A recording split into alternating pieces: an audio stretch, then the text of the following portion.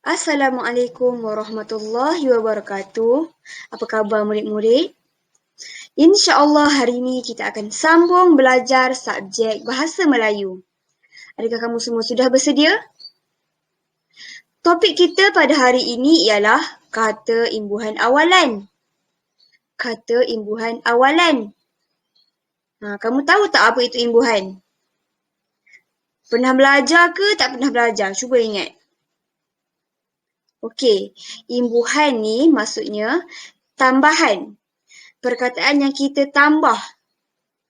Okey, jadi kalau kata imbuhan awalan pula merupakan kata dasar yang mempunyai imbuhan di hadapan. Kata imbuhan awalan ni kita letak imbuhan di hadapan. Awalan tu merujuk kepada hadapan sahaja. Kalau dia ada depan atau depan dan belakang, itu tak kira imbuhan awalan. Kalau dia ada di belakang pun kita tak kira itu imbuhan awalan. Contohnya apa? Contohnya bermain. Ber merupakan imbuhan awalan. Kata dasarnya ialah main. Jadi di depan main kita letak ber. Bermain. Yang kedua, terjatuh. Kata dasarnya ialah jatuh. Dan imbuhan awalannya ialah ter. Ini adalah contoh kata imbuhan awalan. Okey, sebenarnya banyak lagi contoh-contoh imbuhan yang kita boleh letak di hadapan. Contohnya ialah ber, ter, per, ke, se, mem, men, dan pen. Ini adalah contoh-contoh imbuhan yang kita boleh letak di hadapan satu kata dasar tu. Okey, jadi untuk kita tengok lebih lanjut mengenai contoh-contoh imbuhan awalan ni. Okey, Ustazah nak semua buka buku aktiviti muka surat 83. Kalau tak sempat, kamu stopkan video ni dahulu. Kemudian kamu cari. Buka muka surat 83. Hari ni, Ustazah dan kamu semua akan tengok video daripada Cikgu Nasa. Beliau akan menerangkan kepada kita macam mana nak kenal pasti kata berimbuhan awalan dalam teks dalam muka surat 83. Ustazah nak kamu semua dengar dengan teliti. Okey, dan Ustazah nak juga kamu sediakan pensel dan catat. Catat apa yang telah disebut oleh Cikgu Nasa, apa yang diajar oleh Cikgu Nasa. Jawapan yang diberikan oleh Cikgu Nasa pun kamu boleh ambil. Okey, jom kita tengok sama-sama. 1, 2, 3.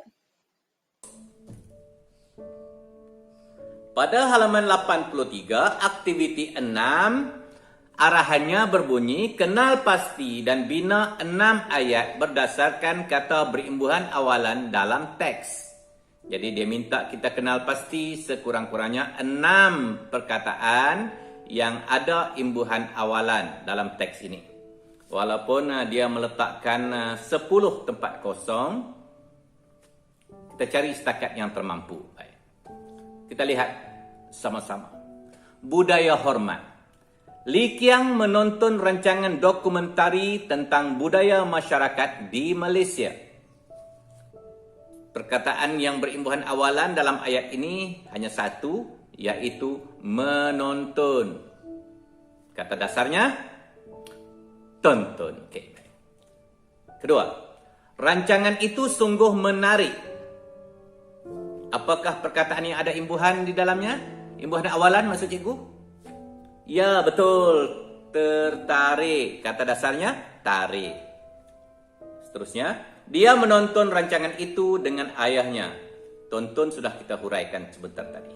Seterusnya, ayah, mengapakah apabila kita bertemu dengan seseorang, kita mesti bersalaman? Li Qiang bertanya. Ada 2 perkataan yang berimbuhan awalan dalam frasa ini. Yang pertamanya adalah bertemu.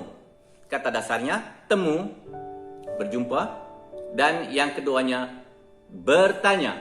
Kata dasarnya tanya. Okay. Sambung lagi.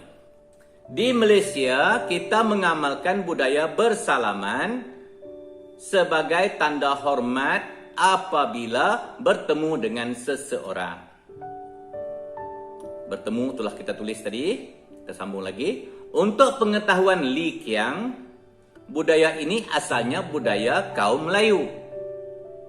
Namun, sebagai negara yang berbilang kaum, budaya bersalaman telah menjadi amalan bagi semua kaum di Malaysia.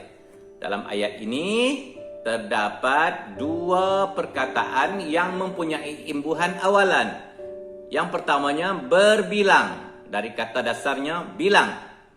Dan yang kedua menjadi, kata dasarnya jadi. Okay. Sambung lagi.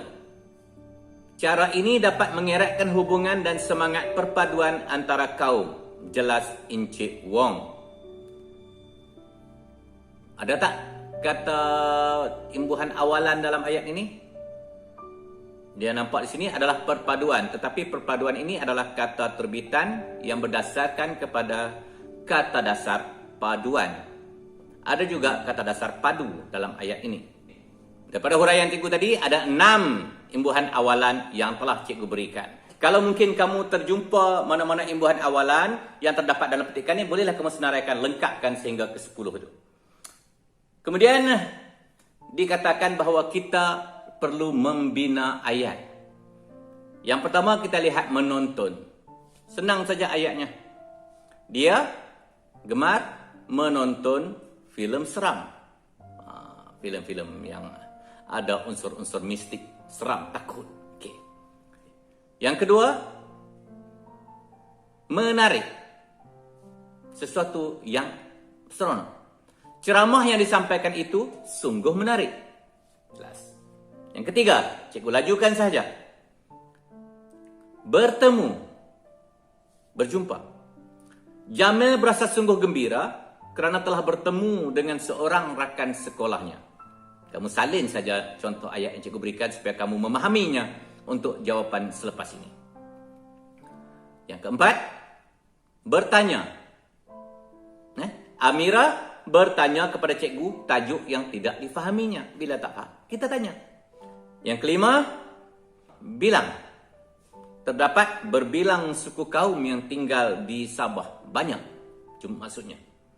Dan yang keenam, dilantik. Aiman telah dilantik menjadi ketua pengawas di sekolahnya.